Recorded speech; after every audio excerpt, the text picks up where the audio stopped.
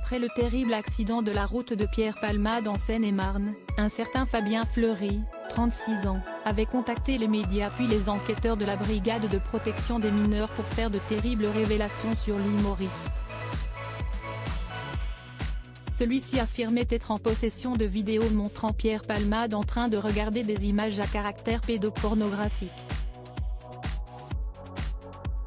Est-il le même homme qui a comparu cette semaine devant le tribunal correctionnel de Paris pour s'expliquer sur les soirées chemsex qu'il organisait très régulièrement dans son appartement du boulevard Rochechouart, en plein cœur Paris.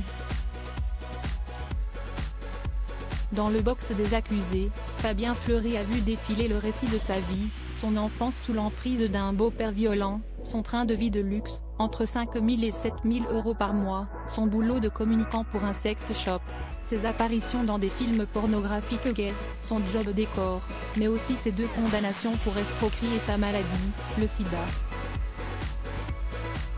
Ont enfin été abordées l'orgie parisienne organisée chez lui du vendredi au dimanche soir, au cours desquelles se réunissaient des hommes chauds et sexy sous l'emprise de drogues de synthèse.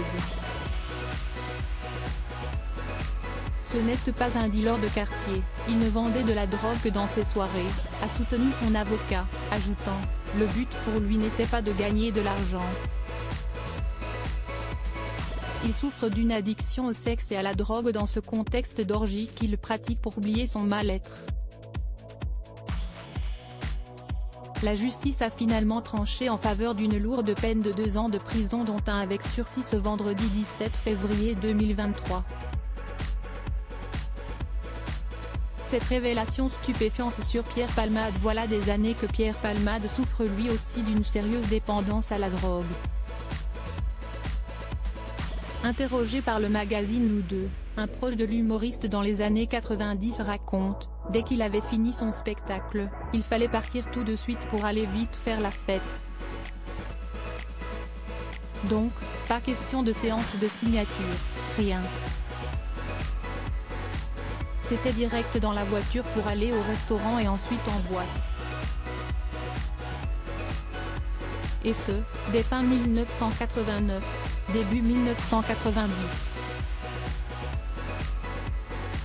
Il poursuit, et il a très vite été accro à drogue. Lors de la toute première tournée, il n'y touchait pas, mais dès la deuxième, il me demandait, embarrassé, si je connaissais quelqu'un pour lui en fournir. Et ça s'est amplifié avec le temps.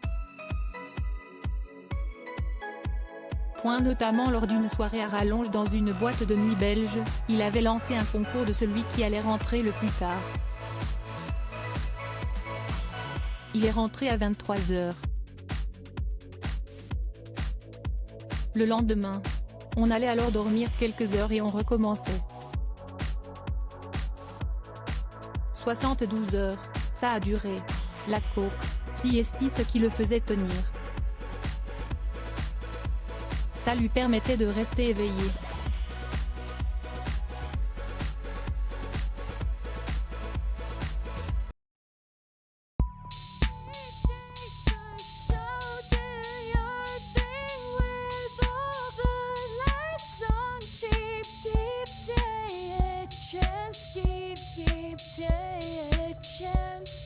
You can just keep